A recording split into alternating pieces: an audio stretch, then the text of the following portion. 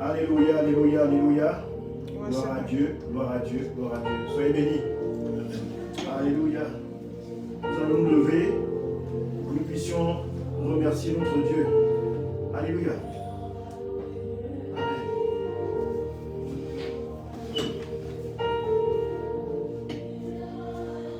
Nous allons remercier notre Dieu de ce qui permet que nous nous retrouvions dans sa présence. Amen. Amen. Alléluia, alléluia. Je suis le pasteur Alain Joël Damia, pasteur principal, ainsi que mon épouse, le pasteur Elsa Rebel Damia, de la mission évangélique des éclaireurs pour Christ. Alléluia. Soyez les bienvenus, vous qui nous suivez de part et d'autre sur les réseaux sociaux. Et je souhaite également le shalom à ceux qui sont en présentiel. Soyez bénis. Amen, amen. Alléluia. Alors, bien avant de commencer, nous allons élever la voix. Nous allons élever la voix tous ensemble pour dire merci à notre Dieu. Alléluia. La semaine a été somme toute un peu éprouvante, mais nous croyons que Dieu va faire de grandes choses par la suite. N'est-ce pas? Où ces choses sont même déjà effectives, alors même que nous ne les voyons pas encore. Amen. Donc, bien aimés, nous allons élever la voix. Alléluia. Éternel, mon Dieu, mon roi, nous te rendons toute la gloire. Seigneur, nous bénissons ton saint nom, ô toi, Jésus-Christ de Nazareth. Toi qui es digne de toutes choses. Toi qui es au-dessus de toutes choses. Toi qui es le créateur du ciel et de la terre, ô Éternel. Seigneur, je te dis merci. Oh Seigneur, merci de ce que tu as déjà fait, de ce que tu as déjà accompli. Merci pour la semaine que tu m'as permis de traverser avec brio. Merci, ô Éternel, des pièges de l'ennemi dont tu m'as épargné la tombée, ô Éternel. Seigneur, je veux te rendre toute la gloire. Seigneur, je veux élever encore plus haut ton saint nom, ton puissant nom. Toi qui es Jésus-Christ de Nazareth. Toi qui as reçu le nom au-dessus de tous les noms. Toi qui es le créateur du ciel, de la terre et de tout ce qui se meut. Seigneur, je te dis merci. Oh Seigneur, tu es digne d'être adoré. Tu es digne d'être célébré. Tu es digne d'être magnifié, ô Éternel. À qui irai-je, mon Dieu, mon roi, si ce n'est toi? Je ne connais que toi, ô Éternel. Merci pour la protection que tu établis sur toutes les familles chrétiennes de la terre. Oh Seigneur, tu dis toi-même dans ta parole qu'il pleut sur les bons comme sur les méchants. Seigneur, nous te disons merci, Seigneur, de cette grâce que tu établis même sur les méchants, sur nos ennemis, sur ceux qui te combattent, ô Éternel. Ta majesté est très grande, ta majesté n'a point de limite. Tu es digne d'être célébré, ô Jésus-Christ de Nazareth. Oh, sois magnifié, Jésus. Sois célébré, ô Jésus. Tu es digne, ô Éternel. Tu es digne, ô Éternel. Amen. Bien-aimés, nous allons demander pardon à notre Dieu. Je vais t'inviter à prendre la position qui te semble la meilleure pour demander pardon à ton Dieu. Parce qu'il est fort probable que nous n'avons pas été droits durant cette semaine. Nul n'est parfait si ce n'est le Seigneur Jésus. Nul n'est parfait si ce n'est notre Dieu. Amen. Donc nous allons élever la voix et demander pardon à notre éternel Dieu. Éternel, toi qui es grand, toi qui es grand en majesté, toi qui es grand en bonté, toi qui es grand en amour, ô Seigneur, nous venons devant ton trône de gloire. Seigneur, nous répandre devant ton trône de gloire pour te dire, oh Seigneur, aie pitié de nous, aie compassion de nous, pardonne-nous nos entraves, pardonne-nous, oh Éternel, nos fautes, pardonne-nous nos transgressions. Seigneur, pardonne de ceux que nous avons pu créer comme soucis, blessures. Seigneur, nous savons qu'à chaque fois que nous le faisons, nous attristons ton cœur. Seigneur, nous nous excusons de cette dure réservé à ton cœur. Cette dure chose que nous te faisons subir, Seigneur, parce qu'à chaque fois, ô Éternel, que nous commettons l'irréparable, ô Éternel, nous savons que nous te crucifions une énième fois encore. Seigneur, nous te savons riche en bonté et en amour, et nous prions, ô Éternel, que ta miséricorde soit établie sur chacune des vies ici présentes. Seigneur, aie compassion de nous. Toi, le Dieu de miséricorde. Seigneur, moi qui suis un pécheur, je viens devant toi en toute humilité et en toute sincérité te demander pardon. Merci, ô Éternel, de ce pardon qui m'est adressé aujourd'hui. Merci, ô Éternel, de cette démonstration de ton immense amour que tu fais établir aujourd'hui même sur les vies de tout un chacun ici présent ou sur les réseaux sociaux. Au nom puissant de Jésus-Christ de Nazareth. Amen. Amen. Nous n'allons pas oublier, bien-aimés, de parfaire cela.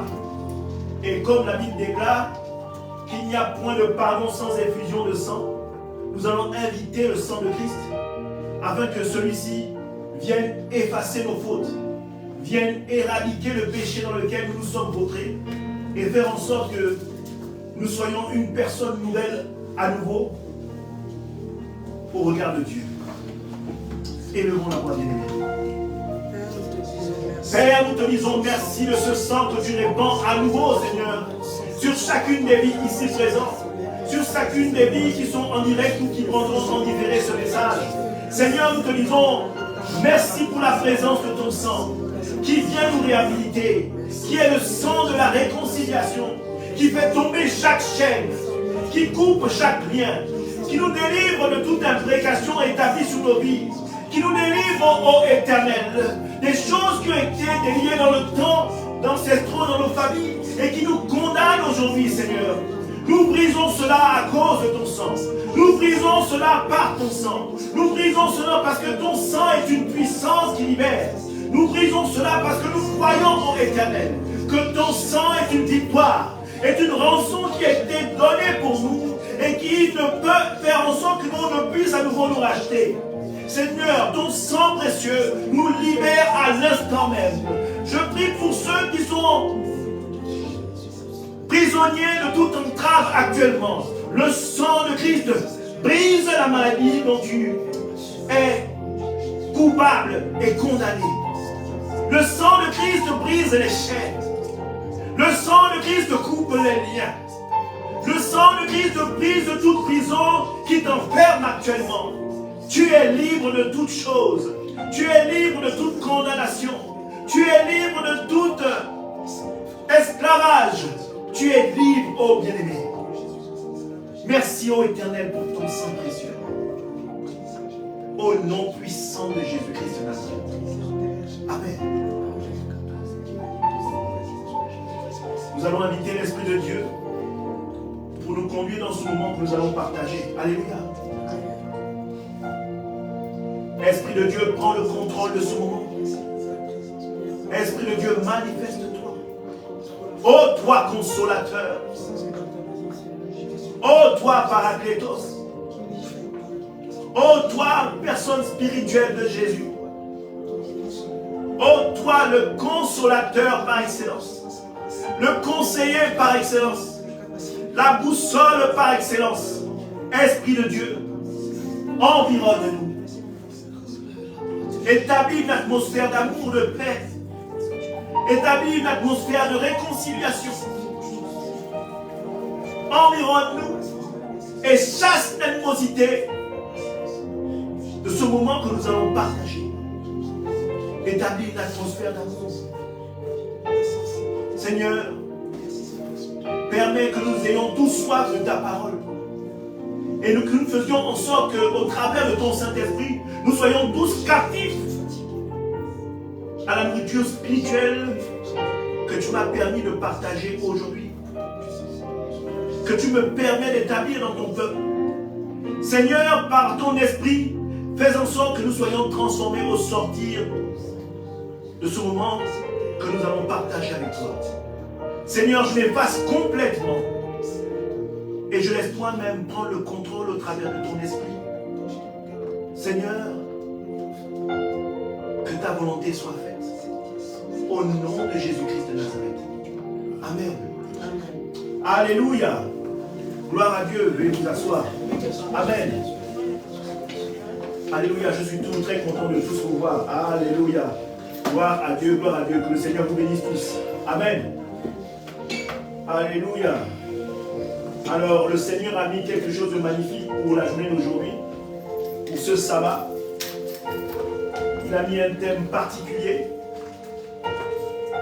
où il va démontrer qui il est au travers de ce message. Et ce message est censé renforcer nos foi, faisant en sorte que nous soyons encore plus attachés qu'avant. Alléluia. Le thème, c'est plus grand que tout. Alléluia. Plus grand que tout. Alléluia. Nous connaissons le Seigneur, l'Éternel, comme étant le créateur de la terre. Alléluia. Il y a un verset dans la parole de Dieu qui dit: il fait de la terre son marchepied. Et si on devait mettre ça en image, on pourrait dire: si la terre est son marchepied, combien de fois peut-il être grand? Alléluia. C'est une façon imagée de montrer combien de fois Dieu est grand. Il fait de la terre son marchepied. Alléluia. Imaginons, la terre est son marchepied. Donc, combien de fois l'Éternel peut être grand? Alléluia.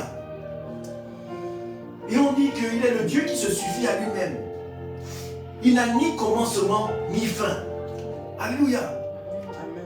Comment peut-on imaginer sa grandeur? Amen. Il est l'alpha et l'oméga. Il est le début et la fin. Il n'a ni commencement ni fin. Il est le Dieu qui se suffit à lui-même. Donc il n'y a rien au-dessus de lui, rien en dessous de lui, rien sur les côtés. Il n'y a que lui. Alléluia. Mais on ne se rend même peut-être pas compte. Mais même nous en tant qu'hommes, nous sommes une part de Dieu. Quand la Bible dit qu'il est omniscient, omnipotent, alléluia, il est le seul Dieu qui peut être à plusieurs endroits au même moment. Alléluia. Tout cela définit sa grandeur. Satan ne peut pas être en plusieurs endroits au même moment. Il est obligé de se servir de divers agents. Alléluia. Mais notre Dieu peut être ici, là où nous sommes, et se retrouver en Afrique en même temps. Amen. Simultanément. Je ne parle pas de manière interrompue, ou comme on pourrait dire une téléportation, non. Il est tout. Et dans la création, nous voyons Dieu. Dans tout ce qui vit, tout ce qui est mort, tout ce qui est plante, tout ce qui allume, tout ce qui est soleil, tout ce qui est nuage, tout ce qui est pluie, nous voyons Dieu. Amen. Dieu, plus grand que tout. Amen. Plus grand que tout. Alléluia. Mais nous allons nous attarder dans ce thème sur les choses qui sont les maux que les hommes vivent. Alléluia. Pour montrer combien de fois Dieu est grand dans toutes choses. Alléluia. Je voudrais que nous puissions aller dans le livre de 1 Samuel à son chapitre 23, à partir du verset 3. 1 Samuel, chapitre 23, à partir du verset 3. Je voudrais que nous comprenions combien de fois Dieu est grand. Ici, j'appelais ce sous-titre « Plus grand que nos désirs de puissance et de pouvoir ». Alléluia. Plus grand que nos désirs de puissance et de pouvoir. Alléluia. Je vais lire la parole. Alors Saül prend 3000 hommes, les meilleurs soldats de l'armée d'Israël. Il va à la recherche de David. et de ses hommes. Ils sont en face des roches au bouc sauvage. Saül passe près des parcs à moutons, au bord de la route. Il voit une grotte et il entre là pour se soulager. David est caché au fond de la grotte avec ses hommes. Ceux-ci disent, voici le moment annoncé par le Seigneur. Il t'a dit, un jour, je vais mettre ton ennemi à ton pouvoir. Et toi, tu feras de lui ce que tu veux. Alors David s'avance et doucement, il coupe un morceau du vêtement de Saül. Après cela, le cœur de David se met à battre très fort parce qu'il a coupé un morceau de vêtement de Saül. Il dit à ses hommes, vous me conseillez de tuer mon maître, que le Seigneur m'empêche de le faire. En effet, c'est le Seigneur lui-même qui a consacré Saül comme roi. Par ces paroles, David arrête ses hommes. Il ne leur permet pas d'attaquer Saül. Alors Saül quitte la grotte et il reprend la route. Amen. Voyez-vous, la parole est un moyen que Dieu utilise beaucoup pour nous enseigner. Quand j'ai intitulé ce sous-titre « Plus grand que nos désirs de puissance et de pouvoir », je voulais toucher vos cœurs en disant « Vous ne pouvez pas être en train d'accomplir la volonté de Dieu si vous mettez vos désirs devant. » Parce que vos désirs sont forcément le fruit de la chair. Amen. Je voudrais ici vous faire comprendre que si David n'avait pas la parole comme étant un frère, il aurait certainement commis l'irréparable. Il se serait mis en désaccord complètement avec la volonté de Dieu et il aurait bafoué la promesse de Dieu pour lui d'être roi. Amen. Ça aurait été un roi qui aurait construit son pouvoir sur du sang. Amen. Amen. Donc la mort de quelqu'un qui a été consacré, établi par Dieu. Même si Dieu l'avait rejeté, mais c'est quand même Dieu qui avait établi Saül. Et Dieu avait un meilleur plan pour David, alléluia, avant d'être roi, plutôt que d'assouvir ses désirs. La plupart du temps, bien aimés, nous nous perdons parce que nous nous laissons conduire par les désirs de notre chair. Ce que partage comme désir de notre chair, désir de vengeance, il y a plein de choses que la chair peut établir et peut altérer la marche qu'on peut avoir avec le Seigneur. Amen. Là, en l'occurrence, David s'est arrêté sur la parole de Dieu pour pouvoir marcher. Et ça n'a pas empêché David, malgré le fait qu'il ait épargné la vie de Saül, d'être devenir un roi. Et devenir le plus grand roi, sinon l'un des plus grands rois, n'est-ce pas, qu'Israël ait connu. Quand on parle des rois d'Israël, en général, on parle de David. Et même quand Dieu parle de David, il parle de l'homme selon mon cœur. Amen. Il parle de l'homme selon mon cœur. Et pourtant, il y a eu, juste après Salomon, qui était un roi qui était doté d'une sagesse éblouissante. Amen. Que toute la planète entière enviait. Les gens se déplaçaient pour venir voir Salomon. Mais David, il a une place particulière dans le cœur de Dieu. Amen. Il a une place particulière. Il dit, c'est l'homme selon mon cœur. Ça n'a pas empêché David de tomber. Mais David connaissait tellement Dieu qu'il savait comment repartir vers son Dieu. Il savait s'humilier d'une manière quand il chutait pour repartir vers le Seigneur. Amen. Donc notre marche avec Dieu doit être plus grande que nos désirs, n'est-ce pas, de conquête et de pouvoir. Pourquoi? C'est pour permettre à Dieu d'être au centre de tout ce que nous faisons. Notre chair ne doit pas prendre les décisions. Notre chair ne doit pas piloter notre façon de marcher. Sans quoi, si la chair s'immisce dans la volonté de Dieu, amen, vous êtes forcément dans le désordre. Parce que, rien que par défaut, le Seigneur ne partage pas sa gloire avec qui que ce soit. Amen. Le Seigneur, on dit, c'est un Dieu jaloux. Il ne permet pas que vous mettiez votre intelligence et sa parole, n'est-ce pas, que vous les associez. Non. il veut être au centre de toutes choses. Amen. Il est plus grand que tout. La parole dit que ses pensées sont au-dessus de nos pensées. C'est-à-dire qu'on pourrait te donner 10 milliards de vies à vivre. Tu ne pourrais pas épouser et comprendre même la stratégie que Dieu veut pour ta vie. Amen. C'est pourquoi, quand nous arrivons, quand nous voyons la gloire de Dieu se manifester dans nos vies, quand nous voyons le miracle s'établir dans nos vies, on n'a un seul mot. Mon Dieu. Alléluia. Oh mon Dieu. Alléluia. Il y a quelque temps en arrière, je pense que c'était à l'époque où le pasteur Lisa était enceinte. Et comme ça, on a posé une question au médecin. On se disait, mais on voit bien l'enfant respire dans le ventre et tout. Et on demandait, mais comment ces poumons font pour fonctionner alors même qu'il est dans un liquide amniotique et qu'il est dans le ventre? La dame dit, non, les poumons ne fonctionnent pas, ils sont tout neufs. Ce qui permet de déclencher les poumons, n'est-ce pas, c'est le cri de l'enfant. Donc, il est dans le ventre, en fait, il est dans un liquide, mais les poumons ne sont pas touchés. Amen. Toute la respiration se passe par le cordon ombilical. La nourriture se passe par le cordon ombilical. Tout se fait par ce cordon ombilical. L'enfant est comme un sous-neuf. La seule chose qu'on peut voir, c'est la circulation, l'irrigation du cerveau et puis le cœur qui bat. Amen. Mais les poumons sont tout neufs.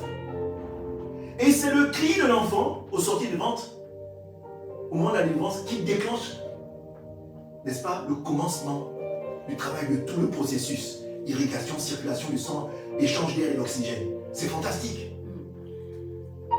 Amen. Amen. Après 40 ans de vie sur terre, c'est la première fois que j'entendais cette pareille chose. Amen. Amen. Et j'étais stupéfait, je disais, Dieu est fantastique. C'est vraiment comme un cadeau qu'on ouvre, qui est tout neuf, qui n'a jamais été utilisé. Amen. Nous ne sommes pas des personnes déjà utilisées avant que nous venions au monde. Non, nous sommes tout neufs. Et dans cette marche-là, le Seigneur veut que nous puissions être vraiment des personnes attachées à lui comme des enfants, obéissant à leurs parents. Amen. Alors, plus grand que nos désirs de puissance et de pouvoir. Alléluia. On va aller encore en deuxième position. Plus grand que tout notre Seigneur. Plus grand que la maladie. Amen. Amen. Plus grand que la maladie. On va aller dans cette histoire que tout le monde connaît, qui est la perte de sang de la femme pendant 12 ans. Matthieu chapitre 9. Matthieu chapitre 9, verset 20. Jusqu'au verset 22. Matthieu chapitre 9, verset 20 au verset 22. Je lis la parole. Et voici une femme atteinte d'une perte de sang depuis 12 ans s'approcha derrière et toucha le bord de son vêtement. Car elle disait en elle-même, si je puis seulement toucher son vêtement, je serai guérie.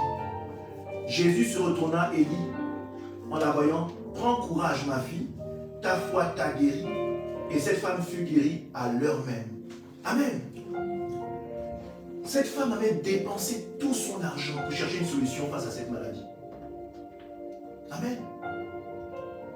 Vous imaginez, quand une femme a une perte de sang dans certains pays, dans certaines coutumes, elle ne prend plus part à quoi que ce soit dans la vie familiale. Amen. C'est-à-dire, même pour cuisiner, elle ne prend plus part. Elle ne peut même plus se mettre là où il y a des hommes, où il y a des gens. Amen. Tout simplement parce qu'elle est comme impure. Amen. Bon, vous imaginez, ce n'est pas qu'une personne qui a dépensé son argent, mais c'est une personne qui vivait en isolement complet. Surtout à cette époque. Donc, c'était une personne qui vivait vraiment en isolement. C'est-à-dire qu'elle a dû prendre même des risques pour sortir, pour aller dans la rue, jusqu'à aller toucher le tissu de Jésus. Amen. Et j'aime bien l'image parce que dans d'autres livres, dans d'autres évangiles, on dit qu'elle a traversé la foule. Amen. On dit qu'elle a traversé la foule. C'est sûr qu'elle ne venait pas probablement de l'avant. Amen. Mais je suis convaincu qu'elle venait par l'arrière. Donc vous imaginez le nombre de personnes qu'elle a dû braver avant d'arriver. Amen. Elle a bravé tout un public, toute une foule avant d'arriver à toucher le tissu de Jésus. Elle n'a pas dit non, je vais essayer de me mettre devant, non. Elle a dit juste en elle-même, si je puis toucher le pan de son tissu. Amen. Quelle foi, quelle démonstration de foi. Amen. Dieu plus grand que tout. Rien qu'en touchant le pan de son tissu. C'est-à-dire que la puissance de Jésus n'était pas seulement sur son corps, mais même sur ses vêtements. Amen. Je ne sais pas si vous essayez d'imaginer ça. Mettez ça en image. C'est-à-dire que vous n'êtes pas obligé de toucher sa peau. Amen. Vous touchez juste le pan de son tissu. Juste son tissu seulement. Là, on vous démontre même la grandeur de Jésus. On vous montre la grandeur de Dieu. Vous n'avez pas besoin de vous approcher de trop près. Amen. Vous n'avez même pas besoin de le toucher. Juste le vêtement qu'il habille. Amen. Vous guérit. Plus grand que tout. Amen. Plus grand que tout. Alléluia. Amen. Son tissu, au travers de Jésus, a guéri 12 ans de perte de sang.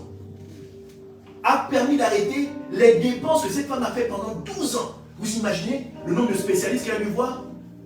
Et j'imagine que ça ne s'est pas passé dans une ville. Mais elle a dû seulement se déplacer, elle a dû dépenser de l'argent en déplacement de ville en ville, cherchant le meilleur spécialiste. Elle a dû prendre d'innombrables rendez-vous. Amen.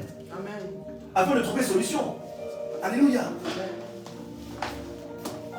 Mais la Bible dit que la femme qui avait la perte de 12 ans a touché seulement le bout de son tissu. Amen. Le bout de son tissu seulement a réglé le problème. Amen. Elle n'a pas eu besoin de parler à Christ. Elle n'a pas eu besoin d'agiter une banderole, non. On dit seulement qu'elle a touché le bout du tissu. Amen. Et en touchant le bout du tissu, Jésus a su qu'il y avait une puissance qui était sortie de lui. Amen. Amen. Merci Saint-Esprit. Il n'y a rien que vous puissiez faire sans que Jésus s'en aperçoive. Amen. Même au niveau de la foi, Christ n'attend pas, Dieu n'attend pas que vous ayez une foi énorme. Il dit seulement si vous avez la foi comme un grain de sénévé. C'est un grain de moutarde. Vous avez déjà vu un grain de moutarde? C'est minuscule. C'est minuscule. Amen. Dieu ne vous en demande pas un engagement gros comme une maison. Amen. Mais dans le peu dans lequel vous vous rapprochez de lui, il vous montre combien de fois il est grand. Amen. Amen. Amen. Amen. Écoutez, il y a plusieurs façons de se rapprocher de Dieu. Et parfois, la plupart du temps, les gens ne se rendent pas compte.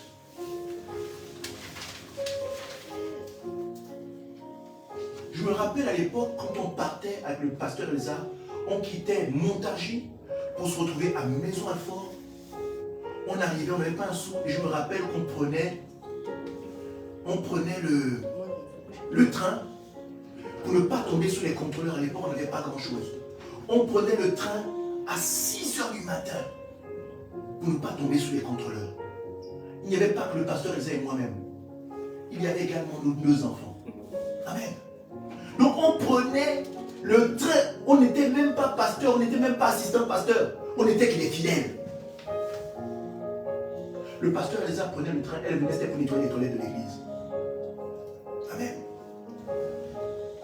On prenait à 6 h avec nos enfants, sans rien dans le ventre, pour venir attendre à la gare de Lyon. Le culte commençait à 14 h. Donc on a 2 heures de train maxi. Donc à tout casser, on arrive entre 8 h, 8 h 30 à la gare de Lyon. On reste assis sur les bancs, attendant 13 h 30 pour nous rendre à Maison-Alfort. Donc, entre 8h et 13h30, il se passe des heures. Parfois, on arrivait même à l'église, il y avait un endroit, une place où on s'asseyait. On s'asseyait, on voyait tout le monde arriver. Amen. Amen. Vous savez, parfois, le Seigneur, pour voir sa grandeur, il a besoin que vous tuiez à vous-même. On aurait pu dire, bon écoute, on reste en mode drap, on attend 14 heures. Mais on se levait. Vous voulez voir le Dieu qui est plus grand que tout? Il est nécessaire qu'il y ait des choses, vous-même, dans votre engagement, votre façon de faire, que le Seigneur, même quand il vous regarde, il dit, de toute façon, tu te lèves là, je ne peux pas te refuser la bénédiction. Je suis obligé. C'est-à-dire que vous forcez la main à Dieu pour qu'il vous montre combien le foyer est grand. Lui-même, quand il voit comment vous êtes dévoué, il dit non. Si moi je ne bénis pas la personne, moi je suis en train de pécher contre cette personne. Amen. Amen. Et le Seigneur aime ça. Il aime les engagements. Moi, c'est quelque chose que j'ai appris avec Dieu. Amen. Amen. C'est quelque chose que j'ai appris avec Dieu. Parfois, ça peut être dur, mais parfois, je dis, ah Seigneur, si c'est dur en ce moment, c'est que tu veux me montrer quelque chose. Tu veux m'enseigner une dimension de toi que je ne connais pas encore. Tu veux me pousser à prendre un chemin. Si tu ne me forces pas, si ce n'est pas difficile, je ne le prendrai pas. Amen. Parce qu'il connaît mon cœur. Alléluia. Voyez-vous, je vais prendre un exemple tout simple. Quand on est sur les bancs de l'école, il y a des gens qui comprennent comme ça. Un cours, ils ont compris la leçon, ils avancent. Amen. Pour d'autres, ils sont obligés de se taper la classe de fond avant de comprendre. On est tous différents, on comprend à notre niveau. Mais à un moment donné, il y a des choses. Si tu doubles, encore ça va, mais si tu triples, c'est que, par exemple, en bout de toi, soit c'est trop fort pour toi, amen, soit tu ne veux pas. Et il faut comprendre, avec Dieu, c'est comme ça parfois. Il nous connaît tellement, il dit, celui-là, si je lui explique comme ça de manière facile, c'est vrai, il va comprendre, mais il ne va pas me prendre au sérieux. Il faut que je mette la dureté devant lui pour qu'il voit qui je suis réellement. Il faut que la situation soit complètement difficile pour qu'il voit ma grandeur en fait. Amen. Il faut que la situation soit difficile pour que Dieu puisse voir ma grandeur. Et quand il me sort de cette situation, je dis, oh mon Dieu, je viens de voir ton miracle. Là où les autres probablement m'ont abandonné, ils ont dit que c'est fini, c'est terminé, il n'y a plus rien. Ta situation, on ne peut pas la réparer. Amen. Dieu montre qu'il est Dieu. Dieu montre combien le foyer est grand. Amen. Amen. Et là, en l'occurrence, pour la perte de sang pour cette femme pendant 12 années, je suis sûr que les spécialistes avaient dit, mais votre maladie, elle est incurable. N'est-ce pas?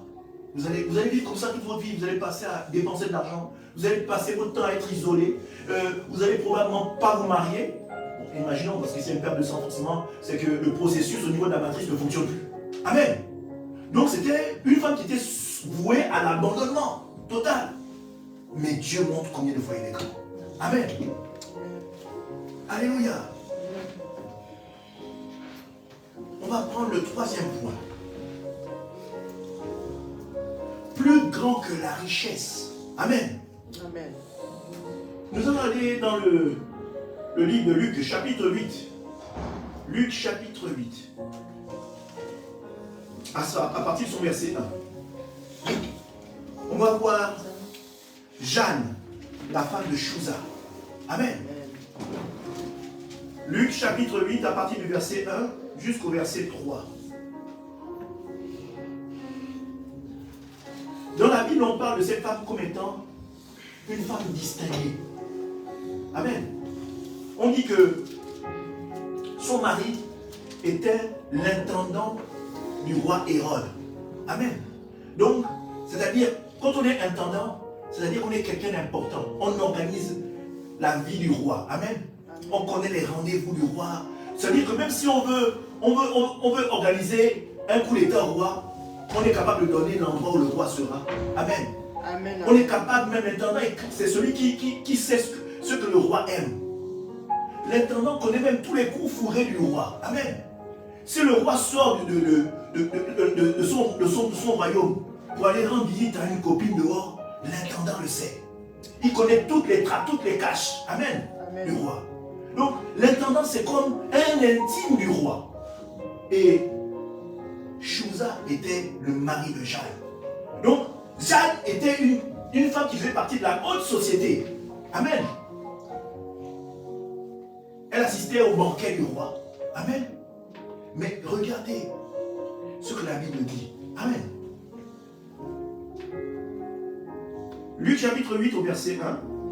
Ensuite Jésus allait de ville en ville et de village en village, prêchant et annonçant la bonne nouvelle du royaume de Dieu. Les 12 étaient avec lui et quelques femmes qui avaient été guéries d'esprits malins et de maladies. Donc on a deux cas. Soit la femme de Chusa qui est Jeanne était en proie à la sorcellerie et que Jésus l'en avait délivrée, n'est-ce pas? Soit elle était en proie à une grande maladie et que Jésus l'avait guérie. Amen. Amen. Vous avez le choix. Mais moi, personnellement, même moi, je pense que la maladie, c'est un esprit. Amen. Amen. Pour moi, la maladie, c'est un esprit. Alléluia. Jésus se retourna à l'autant pour moi. Je suis allé un peu plus haut. On dit ceci. Les 12 étaient avec lui et quelques femmes qui avaient été guéries d'esprits malins et de maladies. Marie dit de Magdala, de laquelle étaient sortis 7 démons, Jeanne, femme de Chusa, intendant d'Hérode, Suzanne et plusieurs autres qui l'assistaient de leurs biens. Amen. Voyez-vous, Jeanne avait une particularité. Étant de la haute société, elle avait laissé, n'est-ce pas, le gratin royal dans lequel elle était pour marcher avec Jésus. Aller de ville en ville, aller de village en village. Et on dit que dans ce lot de femmes où Suzanne était, leurs biens étaient mis à contribution pour Jésus. Amen. Amen.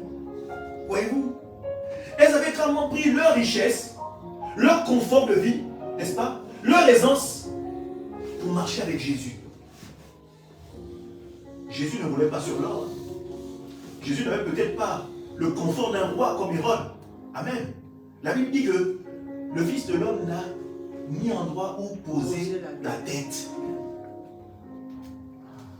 Donc c'est-à-dire là où Jésus allait, hein, c'est les fidèles, les gens qui l'avaient guéri là, qui avaient été délivrés. C'est ces gens-là qui venaient dire Jésus, tiens, pose-toi ici là. Ici on va essayer de te prendre un endroit où tu vas manger avec les frères. Elles étaient au service. Alléluia. Amen. Elles donnaient de leur bien pour servir l'Éternel. Parce qu'elles avaient vu le miracle.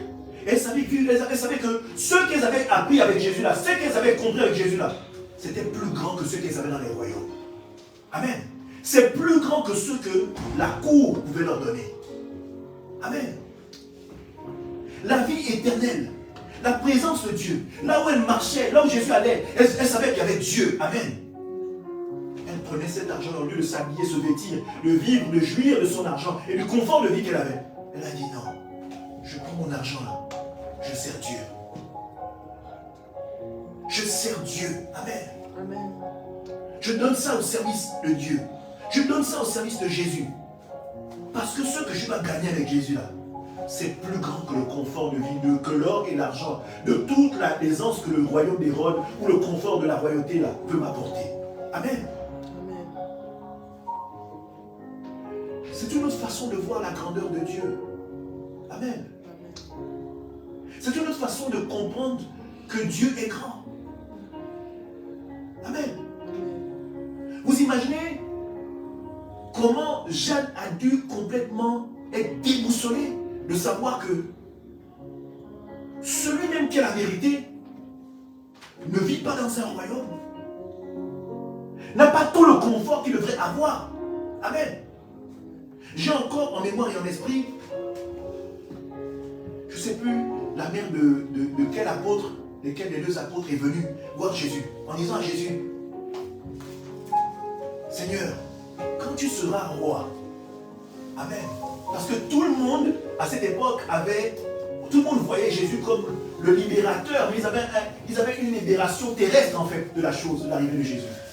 Ils voyaient Jésus, celui qui allait chasser les Romains, n'est-ce pas, et laisser le peuple d'Israël s'installer. Amen. Mais Christ était dans une vision et une délivrance plus grande que celle-là, n'est-ce pas? Une délivrance qui était planétaire plutôt que communautaire. Alléluia. Amen. Jésus était dans un plan autrement plus grand que celui que les hommes de cette époque-là pouvaient penser. Amen. Et c'est une femme-là qui vient voir Jésus qui dit, Seigneur, quand tu seras roi, prends mes 2 fils. L'un tu le mettras à ta droite, l'un tu le mettras à ta gauche. Amen. Amen. Elle n'avait rien du tout compris du tout à l'arrivée du Seigneur. Elle était complètement à l'ouest. C'est pour dire quoi? Que si vous regardez Jésus avec vos yeux directs, vous allez certainement passer à côté du coche. Vous allez rater le tout. Parce que Jésus, c'est une pensée qui est au-dessus de nos pensées. Et c'est pourquoi il est nécessaire d'être plongé constamment dans la parole. Je ne dis pas que vous allez avoir la réponse tout de suite. Mais si vous penchez dans la parole de manière constante, vous allez vous-même vous allez retrouver vous-même votre propre vie dans la parole. Vous allez retrouver votre propre vie dans la parole. Parce qu'il n'y a pas un cas qui existe dans le monde qui n'y a pas dans la parole. Ou à laquelle Dieu n'a pas donné une solution. Amen. Voyez-vous, Jeanne avait compris un truc. Jésus est plus grand que l'or et l'argent. D'ailleurs, la parole le dit, l'or et l'argent lui appartiennent. Amen. L'or et l'argent lui appartiennent. Donc, si ça lui appartient, l'argent ne peut pas être plus grand que lui. Amen. Parce que c'est lui le créateur de l'or et l'argent. Amen. Amen. Alléluia. On va aller plus grand que les rois. Amen. J'aime cette façon que la Bible a de décrire Jésus. Il est le roi des rois. Amen. Plus grand que les rois. Amen. Allons-y dans Exode chapitre 14. Amen. Parce qu'à cette époque, l'Égypte était une puissance. Alléluia. C'est vrai. Il y avait les Romains, il y avait Rome, mais bien avant Rome, il y avait l'Égypte qui était une puissance terrible également et qui a oppressé pendant pas mal de temps le peuple de Dieu. Nous allons aller dans le livre d'Exode à son chapitre 14. Chapitre 14, à partir du verset 21 jusqu'au verset 31. Chapitre 14, verset 21 au verset 31. Je vais lire la parole. Moïse étendit sa main sur la mer, et l'Éternel refoula la mer par un vent d'Orient qui souffla avec impétuosité toute la nuit. Il mit la mer à sec. Les eaux se fendirent. Les enfants d'Israël entrèrent au milieu de la mer à sec, et les eaux formaient comme une muraille à leur droite et à leur gauche. Les Égyptiens les poursuivirent, et tous les chevaux du Pharaon, ses chars et ses cavaliers entrèrent après eux, au milieu de la mer. La veille du matin, l'Éternel de la colonne de feu et de nuée regarda le camp des Égyptiens et mit en désordre le camp des Égyptiens. Il ôta les roues de leurs chars et en rendit la marche difficile. Les Égyptiens dirent alors, fuyons devant Israël, car l'Éternel combat pour lui contre les Égyptiens. Amen. Amen. À la suite, on dit ceci. L'Éternel dit à Moïse, étends ta main sur la mer, et les eaux reviendront sur les Égyptiens, sur leurs chars et sur leurs cavaliers. Moïse étendit sa main sur la mer, et vers le matin, la mer reprit son impétuosité, et les Égyptiens s'enfuirent. À son approche, mais l'Éternel précipita les Égyptiens au milieu de la mer. Les eaux revinrent et couvrirent les chars, les cavaliers et toute l'armée de Pharaon qui était rentrée dans la mer après les enfants d'Israël. Et il n'en échappa pas un seul. Mais les enfants d'Israël marchèrent à sec au milieu de la mer et les eaux formaient comme une muraille à leur droite et à leur gauche. Amen.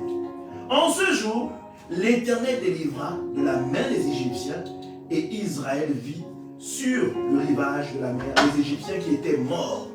Israël vit la main puissante que l'Éternel avait dirigée contre les Égyptiens. Et le peuple craignit l'Éternel et il crut en l'Éternel et en Moïse son serviteur. Amen. Amen. Dieu démontre combien de fois il est plus grand que toutes les plus grandes armées du monde. Amen. Tous ces pouvoirs qui ont tenté de combattre le peuple de Dieu s'en sont retrouvés complètement renversés. Amen. Amen. Ils s'en sont trouvés complètement renversés. Pourquoi? Parce qu'ils ont vu la grandeur de Dieu. Amen. Ils ont vu la grandeur de Dieu.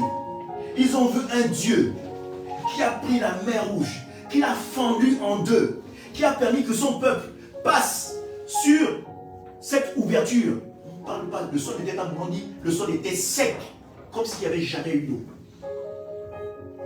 Le peuple a traversé à sec comme s'il n'y avait jamais eu d'eau. C'est-à-dire que même s'il y avait des anges à l'ouvrage, ils auraient dû prendre du temps pour le nettoyage du sol.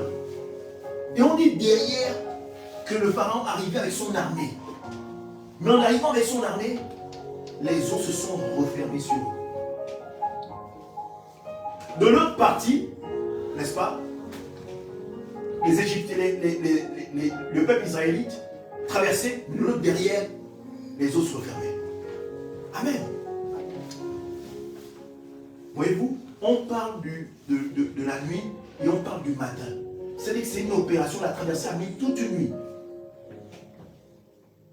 Alors, je ne sais pas comment ils l'ont traversé, peut-être dans le sens de la longueur, même si c'était dans le sens de la largeur, ça devait être vachement long. Mais pendant tout ce temps, Dieu a retenu la mer Rouge comme une grande muraille. Vous voyez comment Dieu est grand. Il n'y a pas un roi qui peut se dresser devant Dieu. Amen.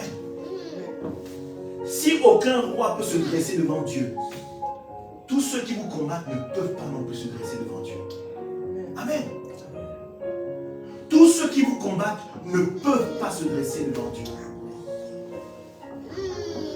Si un roi, qui est l'équivalent aujourd'hui d'un président de la République, n'a pas pu tenir devant Dieu,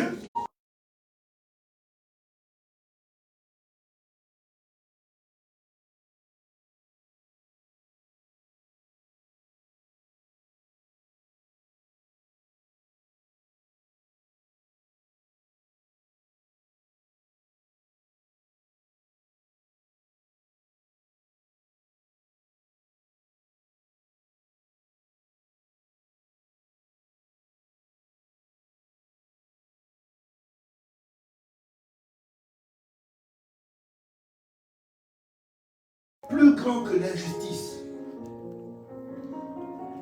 Nous allons prendre Actes chapitre 16.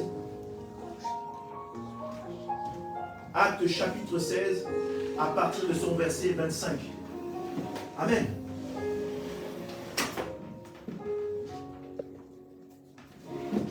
Actes chapitre 16, à partir de son verset 25.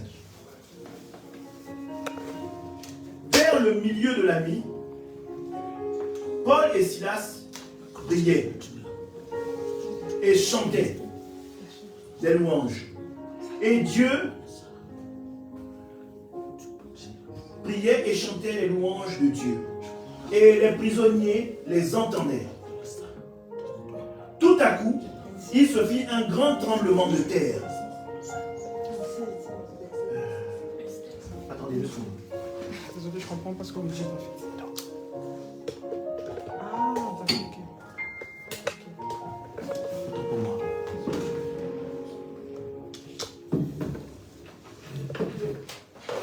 Alléluia. Alors, Actes chapitre 16, verset 25. Alléluia. Vers le milieu de la nuit, Paul et Silas priaient et chantaient les louanges de Dieu. Et les prisonniers les entendaient. à coup, il se fit un grand tremblement de terre, en sorte que les fondements de la prison furent ébranlés.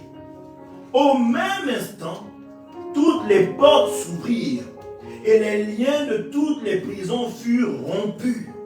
Amen. Paul et Silas avaient été enfermés injustement. Amen. Paul et Silas avaient été enfermés injustement parce qu'ils avaient délivré une dame qui était en proie aux visions, n'est-ce pas, des esprits. Le peuple s'était ligué contre eux et Paul et Silas se sont retrouvés en prison. Amen. Amen. Dieu est plus grand que l'injustice qu'on peut vous administrer. Dieu est plus grand. Dieu peut déchaîner, ébranler un bâtiment rien que pour que vous soyez vous libérés. Et Dieu a agi d'une autre manière. Alléluia. On dit ceci. Tout à coup, il se fit un grand tremblement de terre, en sorte que les fondements de la prison furent ébranlés. Au même instant, toutes les prisons s'ouvrirent. Toutes les prisons s'ouvrirent. Voyez ça plus loin. On dit que Paul et Silas étaient dans l'adoration. C'est-à-dire que vous n'avez pas besoin de trop vous débattre. Quand vous êtes dans la louange et l'adoration, peu importe dans la situation difficile dans laquelle vous pouvez vous trouver, mais rien qu'en restant dans la louange et l'adoration, pour Dieu, les prisons peuvent s'ouvrir. Amen. Alléluia. Amen. Attendez, on dit encore une chose. Les portes s'ouvrirent et les liens de tous les prisonniers furent rompus. Bien-aimé, tu es prisonnier de quel lien? Si c'est un lien familial, dans la louange et l'adoration, Dieu t'en délivre. Amen. Si c'est une prison spirituelle dans laquelle tu es enfermé, tu n'arrives à rien faire. Ce qu'on appelle généralement l'esprit de non-accomplissement. Si c'est ça ta prison, Dieu t'en délivre au travers de la louange et l'adoration. Amen. La Bible dit elle-même que Dieu siège lui-même dans la louange et l'adoration. Autant vous dire que c'est une atmosphère qui est propice à déclencher la liberté. Quand vous vous mettez dans une atmosphère de louange et d'adoration, c'est comme si vous invitez Dieu. Vous devenez comme un aimant qui attire Dieu là où vous êtes. Amen. Quand vous êtes dans la louange et l'adoration, Dieu est attiré par ça. Surtout quand c'est la... Je ne parle pas d'une louange et d'adoration futile parce que c'est une bonne chanson pour la chanter, non. Vous êtes dans la louange et l'adoration. Parce que réellement, quand vous chantez, vous transpirez Dieu. Vous êtes dans la louange et l'adoration parce que quand vous chantez, vous vivez réellement ce que vous chantez. Quand je parle de louange et d'adoration, quand vous chantez, vous croyez que ce que vous chantez est vrai. Amen. Vous attirez forcément Dieu. Quand vous êtes dans la louange et l'adoration, vous croyez que Dieu a déjà fait. Vous savez que vous êtes dans la prison, mais vous savez que rien que par la louange et l'adoration, les barreaux des prisons n'existent même plus. Amen. Amen. Vous êtes dans la louange et l'adoration, c'est-à-dire que vous vivez ce que vous chantez. C'est-à-dire que si dans la louange et l'adoration on parle du pardon, le pardon n'est pas seulement quelque chose, c'est pas un slogan. Mais vous êtes une personne qui est capable de pardonner. Vous vivez le pardon. Amen. Parce que le plus compliqué, c'est ça. C'est bien beau de chanter, mais la première louange et la première adoration que Dieu veut que nous puissions lui adresser, c'est de manifester ce que la parole dit au quotidien. Que la parole devienne un style de vie. Amen. Pas le style de vie du monde, mais le style de vie selon la parole de Dieu. Amen. C'est ça la première louange. Et comment Paul et Silas étaient engagés, ce qu'ils chantaient, ils le vivaient, Dieu était obligé d'intervenir. Amen. Dieu était obligé d'intervenir. Parfois vous pouvez chanter, louer le Seigneur, mais il y a un blocage. Parce que vous chantez ça parce que mélodiquement, le type mélodie, c'est beau à chanter, c'est beau à entendre, n'est-ce pas? Les paroles sont jolies, c'est génial, n'est-ce pas? Ça remue un peu tout votre être, c'est dansant. Alléluia. Mais ce que vous chantez là, vous ne le vivez pas. Vous n'êtes même pas capable d'appliquer même le 1 centième même de ce qui est chanté. Mais vous demandez, mais Seigneur, pourquoi tu n'agis pas? Amen. Seigneur, mais depuis que je te chante là, je ne vois rien. Mais ce que tu chantonnes là, tu le vis réellement? Amen. Alléluia. Amen. Je vais continuer. On dit, les portes s'ouvrirent et les liens de tous les prisonniers furent rompus. Amen. Donc, ils n'étaient pas seulement que prisonniers dans une cage, mais ils avaient probablement des chaînes à leurs pieds et à leurs mains. Donc, c'était un double emprisonnement. Ils étaient normalement sur la cage, mais dans la cage eux-mêmes encore, ils étaient encore liés. Amen. Amen. Donc, on parle d'une prison qui s'est ouverte et des liens, probablement de ferraille, qui se rompirent. Amen. Donc, Dieu peut aller dans les profondeurs de votre emprisonnement. Il n'ouvre pas que la prison, n'est-ce pas? Mais il vous en sort. Amen. Et on dit ceci, on dit qu'il y a eu un tremblement de terre.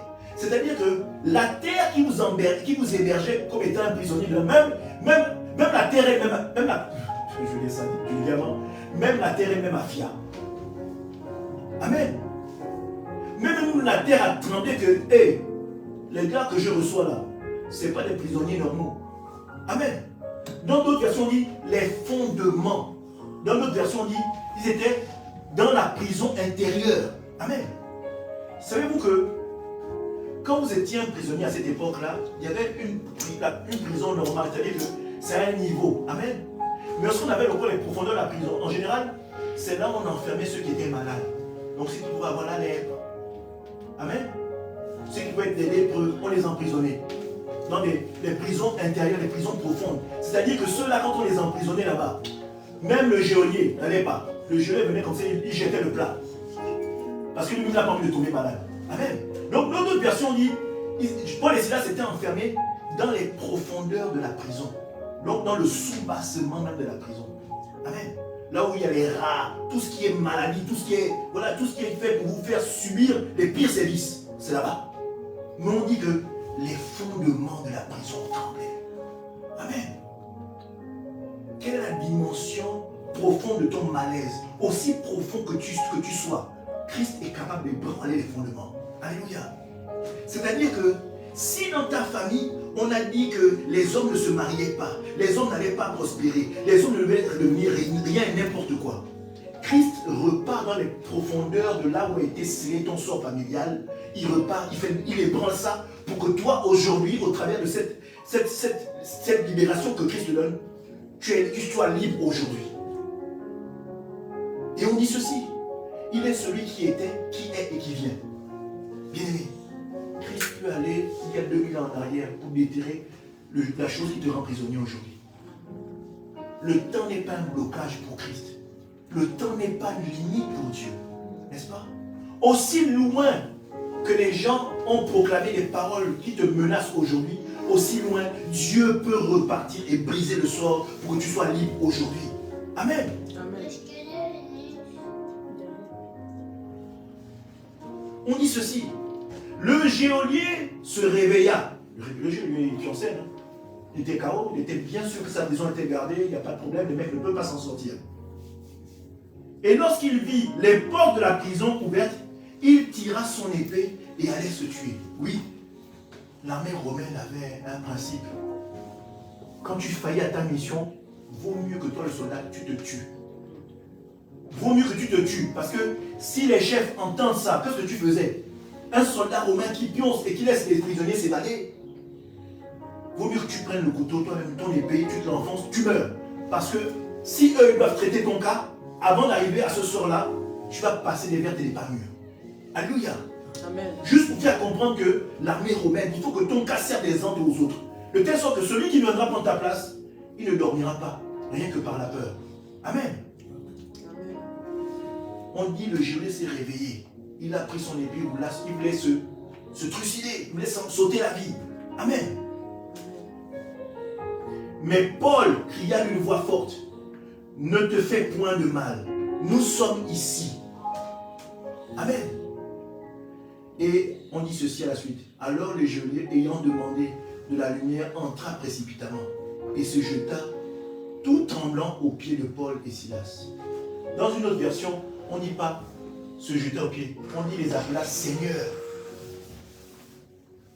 Il appelle Paul et Silas Seigneur. C'est-à-dire que la dimension dans laquelle Paul et Silas étaient, ils avaient endossé l'image de Christ. Amen. Quand ils voyaient Paul et Silas, ils voyaient le Seigneur. Dans notre version, le geôlier appelle Paul et Silas, il dit Seigneur. Amen. Il voit Dieu dans Paul et Silas. Alléluia. Dans la façon que Paul et Silas avaient d'agir, ils ont vu Christ. Amen. Et c'est ça que Dieu veut. C'est ça que Dieu veut. Que nous soyons grands autant que lui il est, mais à notre échelle. Amen. Dieu doit être manifesté en chacun de nous pour que le monde puisse voir la grandeur de Dieu. Alléluia. Amen. Nous ne sommes que des porte-flambeaux, des exécuteurs, n'est-ce pas? Nous ne sommes que des esclaves au service de Christ. Notre vie est faite pour manifester la puissance de Dieu sur terre, afin que, au travers de notre vie, plusieurs aient le désir et l'envie de venir rejoindre les troupes du Seigneur. Amen. Nous ne sommes que des corps où la volonté de Dieu doit se manifester au quotidien. Alléluia. Amen. On dit ceci à la suite. Il se jeta tout tremblant aux pieds de Paul et Silas. Et il les fit sortir et dit, Seigneur, que faut-il que je fasse pour être sauvé? Amen. Que faut-il que je fasse pour être sauvé? Paul et Silas avaient marché selon la volonté de Dieu. Et Dieu les avait conduits à sauver la vie d'une femme qui était en prise aux esprits maléfiques. Et ça avait permis que le peuple les envoie en condamnation dans une prison. Mais Dieu, dans son plan magnifique, voulait que ce Romain soit touché par sa puissance. Amen, amen. Touché, qu'il lui aussi prenne part à la grâce. Amen. À la suite de cette histoire, le geôlier a emmené Paul et Silas dans sa maison. Ils ont tous été baptisés. Et le lendemain, ils ont été libérés. Amen. Amen. Donc, au travers du travail que Paul et Silas et les services par lesquels ils étaient passés, tout cela devait seulement permettre que Dieu touche seulement une famille romaine. Il venait de semer là la chrétienté, Christ, dans une famille de Rome, qui allait probablement grandir par la suite. Amen. Ça ne le dit pas. Mais cette famille, il n'y avait pas que monsieur et madame, il y avait aussi les enfants. Alors vous imaginez, ces enfants vont grandir, vont faire forcément des enfants qui vont devenir à leur tour chrétiens. Le plan de Dieu, il est trop grand. Amen. Le plan de Dieu, il est trop grand. La pensée de Dieu, elle est trop grande. La sagesse de Dieu, elle est trop grande. Si nous mettons notre sagesse, alléluia, il est fort probable et certain que nous ne pourrions pas toucher la justice de Dieu pour les projets qu'il a pour nous. Amen. Amen. Parfois, ça peut être difficile. Dieu peut nous permettre, nous qui marchons avec Christ, de pouvoir vous retrouver dans la prison comme Paul et Silas.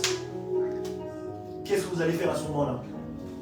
Appeler un parent qui est peut-être procureur quelque part, appauvrir votre famille pour que tout le monde se mette à économiser, pour qu'on fasse une corruption, pour qu'on vous sorte de la prison? Ou allez-vous vous mettre à louer le Seigneur?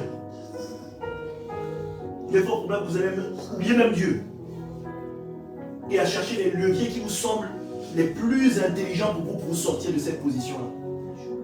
Mais Dieu, au travers de là, vous montre et démontre combien de fois il est plus grand que les injustices qu'on peut vous adresser.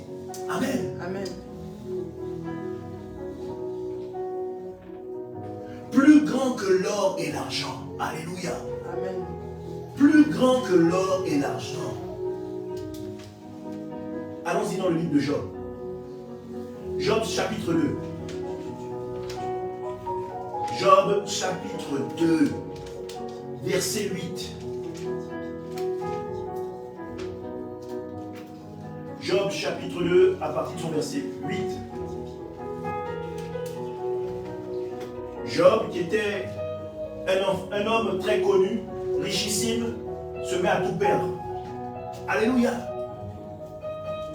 Mais dans l'état dans lequel il est, après avoir tout perdu, amen, sa femme qui a toujours joui des bienfaits que Dieu a fait pour eux, se retrouve à demander à son mari de renier le Seigneur. Alléluia. Quand ils étaient dans l'opulence, Dieu les avait bénis, ils étaient contents. Maintenant, ils n'ont plus rien. Sa femme lui dit, il faut que tu renies ton Dieu. Amen. On va lire. Et Job prit un tesson pour se gratter et s'assit sur la cendre. Sa femme lui dit, tu demeures ferme dans ton intégrité, maudis Dieu et meurs. Mais Job lui répondit, tu parles comme une femme insensée. Quoi? Nous recevons de Dieu le bien et nous ne recevrions pas aussi le mal? En tout cela, Job ne pécha point par ses lèvres. Alléluia. Job, malgré le désarroi dans lequel il était, malgré la misère dans laquelle il était, alléluia, son attachement à Dieu était toujours aussi intègre. Alléluia. La femme dit, tu es toujours aussi intègre. Entre autres termes, la femme lui fait comprendre que il y a plein d'autres voies par lesquelles nous pouvons être sauvés. Peut-être qu'il est nécessaire que nous puissions aller voir un voyant pour qu'il donne la solution à notre mal. Peut-être qu'il faut qu'on aille voir une voyante. Regardez, elle va tirer les cartes. Ou bien peut-être qu'on va aller chez un marabout pour qu'il nous trouve une solution. Ou bien peut-être qu'on va aller faire un bain mystique, on va aller laver le corps. Parce qu'à un moment donné, peut-être qu'on trimballe une guigne. Il faut qu'on fasse un saut. Hein? On va qu'on aille se purifier un peu au village. Il faut que tu fasses quelque chose. Hein? Chez nous, on appelle ça les apunjina. Il faut que tu ailles un peu laver le corps. Amen. Peut-être qu'on a fait quelque chose, on est maudit. Il faut qu'on aille laver le corps pour qu'on puisse raviver le truc. Il faut qu'on aille rentrer peut-être dans une secte ou quoi que ce soit pour sortir la tête de l'eau.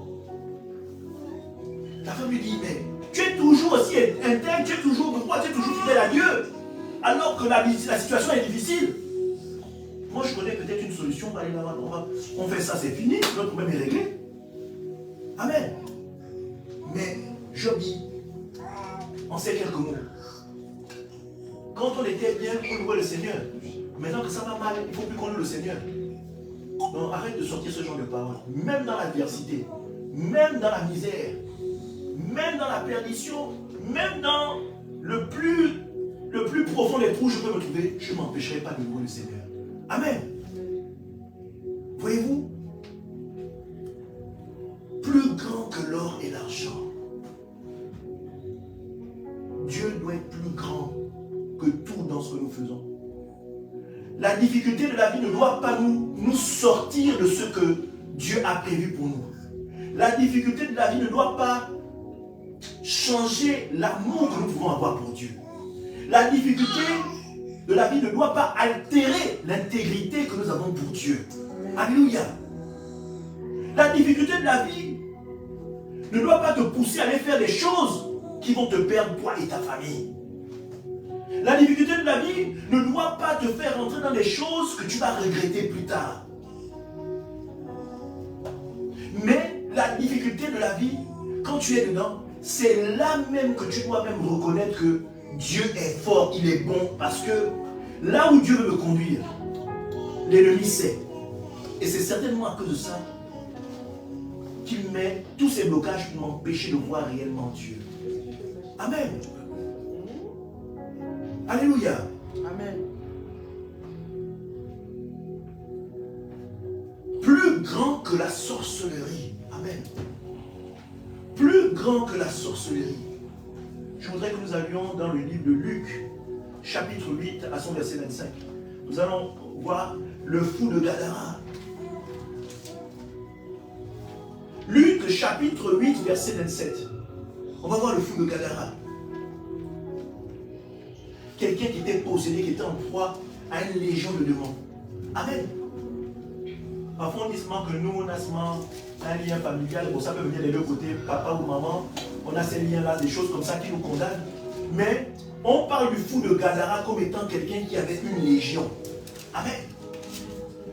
Techniquement, je ne sais pas ce qu'une légion, je pense qu'une légion, je pense que ça va être à peu près, quand on parle d'une légion, peut-être on parle de 1000 hommes. Il y a un calcul spécifique pour définir une légion. Mais quand on parle d'une légion, d'une armée, je pense que c'est à peu près 1000 hommes. Donc, le fou de Gadara est habité d'une légion. Amen. Donc, à lui tout seul, le fou de Gadara portait à peu près 1000 esprits maléfiques et nauséabonds. Amen. Mais écoutez, lisons. Lorsque Jésus fut descendu à terre, il vint devant lui un homme de la ville qui était possédé de plusieurs démons. Depuis longtemps, il ne portait point de vêtements. Il avait sa demeure dans une maison, mais dans les sépulcres. Alléluia. Il avait sa demeure non dans une maison, mais dans les sépulcres. C'est-à-dire que cet homme vivait dans les cimetières. Amen. Cet homme vivait dans les cimetières. Et on dit que non, il marchait nu. Il était sans vêtements. Mais on dit un truc. Dès que Jésus mit les pieds à terre, cet homme-là vint voir Jésus. Amen. On va suivre, on va écouter ensemble. Ayant vu Jésus, il poussa un cri, se jetant à ses pieds, et il dit d'une voix forte, qu'y a-t-il entre moi et toi, Jésus, fils du Dieu très haut? Vous savez, on dit qu'il vient dans les sépulcres, mais vous savez, quand vous venez, quand vous arrivez quelque part, s'il y a des gens qui n'ont pas l'esprit de Dieu, ils savent que vous arrivez. Parce que vous amenez avec vous le royaume. Amen. Vous amenez avec vous le royaume. Alors il y a deux choses. Soit ils vous combattent et ils montent en intensité de combat pour se heurter à vous. Amen. Soit ils s'abaissent. Tout va dépendre de la dimension que vous avez avec Christ. Tout va dépendre de la dimension que vous avez avec Dieu. Si vous avez une dimension autre et basse, eux, ils vont se lever en puissance. Amen. Alléluia, vous me suivez? Amen. Si vous avez une dimension basique, lui, il va monter en puissance d'ennemi. Mais si vous avez une dimension autre, très élevée, une dimension où vous attachez réellement à Dieu, il va s'abaisser. Amen. Parce qu'il va voir que ceux qui arrivent là devant lui, il vaut mieux rentrer dans le compromis avec lui plutôt que d'être détruit. Amen. Amen. Il va rentrer dans la négociation. Alléluia. Parce qu'il voudra être épargné. Alléluia. Et c'est ce qui est arrivé. On dit, dans certaines versions, que les gens ne pouvaient, personne n'avait pu sauver le fou de Gadara. C'est-à-dire qu'on l'avait même enchaîné, mais il s'en détachait toujours. Donc il avait une puissance, n'est-ce pas? Au point il brisait les chaînes. Il avait 1000 démons en lui. Vous imaginez? Alléluia.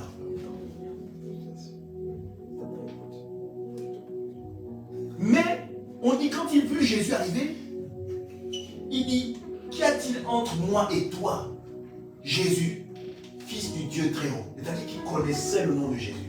Amen. Jésus ne lui avait pas encore adressé la parole qu'il connaissait, il avait déjà donné le nom. Alléluia. Jésus ne lui avait pas encore adressé une seule parole qu'il avait déjà dit qui était devant lui. Donc il connaît Jésus.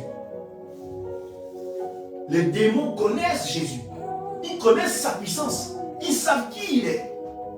Même si dans leur royaume des ténèbres, ils ne prononcent pas le nom, mais ils savent que ce nom-là, c'est un nom qui est au-dessus de tous les autres noms, de toutes les autres puissances. Amen. Il dit ceci à la suite. Je t'en supplie, ne me tourmente pas. Car Jésus commandait à l'esprit impur de sortir de cet homme. dont il s'était emparé depuis longtemps. On le gardait lié de chaînes et les fers aux pieds, mais il rompait les liens. Il était entraîné par les démons dans le désert. Jésus lui demanda, « Quel est ton nom ?» Et il répondait, « Légion, répondit-il, car plusieurs démons étaient entrés en lui. » Et il priait instamment à Jésus de ne pas leur donner l'ordre d'aller dans l'abîme. Alléluia. Vraisemblablement, il y avait une falaise pas loin. Amen. Amen. Il y avait là, dans la montagne, un grand troupeau de porceaux qui passait. Et les démons supplièrent Jésus de leur permettre d'entrer dans ces porceaux. Il le leur permit. Alléluia. Donc Jésus a usé de malice et de sagesse. Oui, puisque vous ne voulez pas sortir du corps, eux-mêmes en fait, les démons ont choisi l'endroit, puisque les démons ils ont besoin de corps pour vivre, comprenez-moi bien. Le démon, pour qu'il puisse exister, il faut un corps. S'il n'a pas un corps pendant un certain temps, il meurt, parce qu'il a besoin d'un endroit pour travailler. Amen. Donc, Jésus leur permet de sortir du corps du fou de Gadara pour entrer dans les porceaux. Alléluia. Bon, je ne sais pas combien de porceaux il y avait, mais il devait y avoir un tas. Alléluia.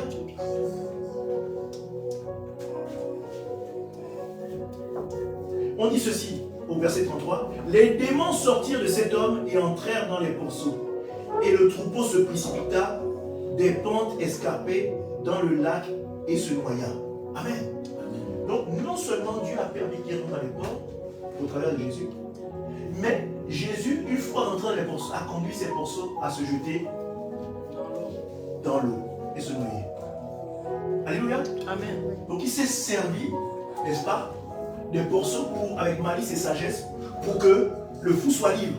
Amen. La stratégie de Dieu. Nous, on aurait fait quoi là? On aurait dit, on serait resté là des heures. Hein? Sors de ce corps, sors, on serait resté là toutes des heures, toute la journée probablement. Jésus a dit, ok, d'accord. Passez par les porceaux et hop, dans la flotte. Amen. Le fou de Gadara, pour la petite histoire, a été libéré. Et en fait, cet homme a été autant attaqué parce que le fou de Gadara était un serviteur de Dieu. Et on dit une fois qu'il a été libre, il a allé évangéliser dans une décapole. Décapole, c'est quoi? C'est 10 villes. C'est différent de 10 villes. Donc, cet homme, c'était un serviteur de Dieu qui était promis un travail avec Dieu. Alléluia. Satan, en voyant cela, a persécuté cet homme au point qu'il soit habité d'une légion. Voyez-vous le plan de l'ennemi? Vous avez un destin auquel Dieu vous a accroché. L'ennemi, voyant ce destin, va faire tout pour vous sortir de là. Moi, depuis que j'ai lu cette histoire, je ne vois plus trop. Après, il faut savoir cerner les choses. Il y a des gens qui sont fous parce qu'ils sont allés toucher des choses compliquées. Amen. Amen. Mais il y en a, amen, qui n'ont pas touché des choses compliquées, mais que l'ennemi veut quand même détruire. Amen. Parce que Dieu a mis un plan en eux. Vous avez ces deux cas-là. Beaucoup de gens qui craquent, qui deviennent des personnes différentes, parce qu'ils ont essayé d'aller plus vite que la musique, aller plus vite que grandir, être plus grand que les autres, rentrer dans les désirs de la chair, pour paraître avoir une vie de gloire. Ils sont allés toucher des choses compliquées. Mais il y en a d'autres qui sont touchés par certaines maladies ou certains vices ou certains cas de sorcellerie. Pas parce qu'ils l'ont voulu, mais parce que Dieu a mis quelque chose en eux. Amen. J'ai encore en idée et à cœur ce que les apôtres ont demandé à Jésus. Cet homme est-il aveugle? Et cet homme est-il aveugle parce que son père et sa mère ont péché? Christ a dit quoi? Non. Mais c'est seulement pour que la gloire de Dieu soit manifestée. Donc il y a des gens qui peuvent naître avec des défauts, n'est-ce pas, avec des problèmes, n'est-ce pas? Mais tout cela, Dieu permet parce qu'au travers de leur vie, Dieu veut se manifester. Dieu veut manifester sa gloire. Pour que ceux qui sont autour d'eux, n'est-ce pas, voient que Dieu existe. Ce n'est pas forcément parce que les parents font des choses mauvaises. Alléluia. Gloire à Dieu. Alors on va prendre le dernier point. Plus grand que la mort. Alléluia. Plus grand que la mort. Je voudrais qu'on s'attache au cas d'Abraham. On va s'attacher au cas d'Abraham. Et j'aime bien. Pourquoi? Parce que Abraham est l'un des serviteurs de Dieu qui a pu voir Christ arriver, qui a pu voir le projet de Dieu avant que ce projet-là n'arrive. Alléluia. Genèse chapitre 22. Genèse chapitre 22 à partir de son verset 6. Genèse chapitre 22 à partir de son verset 6. Abraham prit le bois pour l'holocauste et le chargea sur son fils Isaac. Il porta dans sa main le feu et le couteau. Et ils marchèrent tous deux ensemble. Alors Isaac, parlant à Abraham, son père, dit: Mon père. Et il répondit: Me voici mon fils. Isaac reprit: Voici le feu et le bois, mais où est l'agneau pour l'holocauste? Abraham répondit: Fils, mon fils, Dieu se pourvoira lui-même de l'agneau. Dieu se pourvoira lui-même de l'agneau pour l'holocauste. On va bloquer sur ce nom-là, de cette phrase-là. Fils, mon fils, Dieu se pourvoira lui-même de l'agneau pour l'holocauste. Amen. Je vais répéter. Mon fils, Dieu se pourvoira lui-même de l'agneau pour l'holocauste. Et ils marchèrent tous deux ensemble. Verset 9. Lorsqu'ils furent arrivés au lieu que Dieu lui avait dit, Abraham y éleva un autel et il rangea le bois. Et il lia son fils Isaac et le mit sur l'autel par-dessus le bois. Puis Abraham étendit la main et prit le couteau pour égorger son fils. Alors l'ange de l'Éternel l'appela des cieux et dit: Abraham, Abraham. Et il répondit: Me voici. L'ange dit: N'avance pas ta main sur l'enfant et ne lui fais rien, car je sais maintenant que tu crains Dieu et que tu ne m'as pas refusé ton fils, ton unique. Alléluia. Voyez-vous, quand on repart au verset 8, Abraham répondit: Mon fils, Dieu se pourvoira lui-même de l'agneau pour l'holocauste. Abraham avait déjà la vision, le projet de Dieu. Et c'est vrai, Dieu s'est donné lui-même, n'est-ce pas, s'est pourvu lui-même de l'agneau. C'est un nom qu'on donne aussi à Christ. L'agneau sans tache. Alléluia. Dieu s'est pourvu lui-même de trouver l'agneau sans tache qui est Jésus. Amen. Afin de le donner en sacrifice pour nous. Amen. Dieu a donné Jésus comme étant une rançon avec un prix énorme. C'est-à-dire que même si Satan s'assoit pour essayer de trouver une somme qui soit l'équivalent de Jésus, il ne pourra pas. Amen. Parce que ça a une valeur inestimable. Parce que Satan ne peut pas donner Dieu. Parce qu'il n'a pas cette puissance. Il n'a pas le pouvoir d'être au-dessus. Parce que Dieu est son créateur. Combien même il le combat, Dieu est son créateur. Alléluia. Donc il ne peut pas donner son maître. Alléluia. Tout ce qu'il peut posséder n'a pas la valeur de Dieu.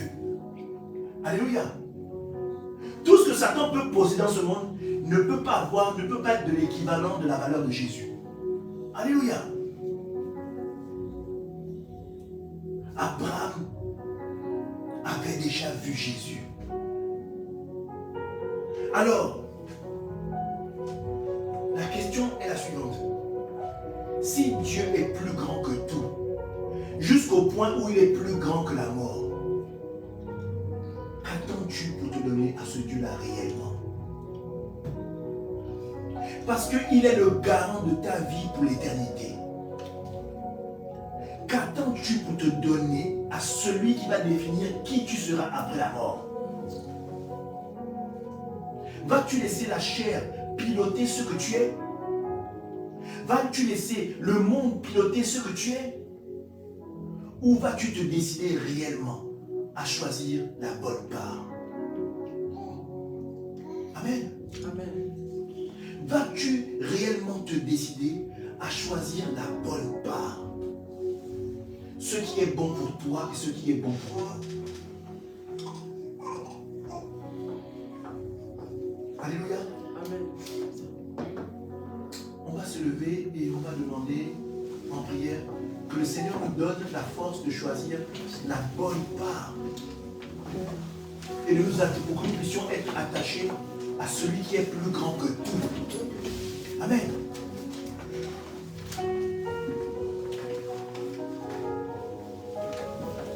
Nous allons fermer les yeux et nous allons parler à notre Dieu. Oui, bien-aimé, tu vas fermer les yeux et tu vas demander à l'Esprit de Dieu en toi de te trouver les bons mots pour t'adresser à ton Dieu. Alléluia. Prions, frères et sœurs. Éternel mon Dieu, mon roi, nous te rendons toute la gloire. Seigneur, nous élevons ton Saint nom. Seigneur, nous venons devant ton trône de gloire afin que tu puisses être celui qui nous permette de faire le bon choix.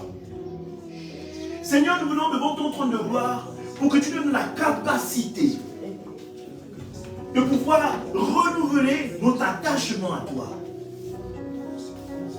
Seigneur, il est vrai que nous sommes laissés aller à l'oisiveté. Nous sommes laissés aller au détachement. Nous sommes laissés aller au désir de la chair. Nous sommes laissés aller même à notre intelligence, à nos capacités. Mais aujourd'hui, Seigneur, je sais que tout ce que je suis, c'est toi. Tout ce que j'ai, c'est toi. Tout ce que je possède, c'est toi. Tout ce qui m'environne, c'est toi. Oh Dieu, toi qui es plus grand que tout. Toi qui es plus grand que la création. Toi qui es plus grand que la nature qui m'entoure. Toi qui es plus grand que tout ce que j'ai, tout ce que je possède. Toi qui es plus grand que ce que je suis. Seigneur, je m'attache à toi à nouveau. Seigneur, je prends la décision de prendre la bonne part. Seigneur, je prends la décision de m'attacher à toi. Qu'il vente, qu'il neige, qu'il y ait de l'argent ou pas, qu'il y ait de la sorcellerie ou pas, qu'il y ait de l'or et de l'argent ou pas, que je sois en prison ou pas. Seigneur, je sais une chose, que ton nom qui est Jésus-Christ de Nazareth est la vie, est l'eau vive. Et Seigneur, je veux m'attacher à toi. Je vais être intègre devant toi. Je veux être un parfait imitateur de Christ. Seigneur, je veux m'abandonner à toi et me laisser aller à être conduit par le Saint-Esprit.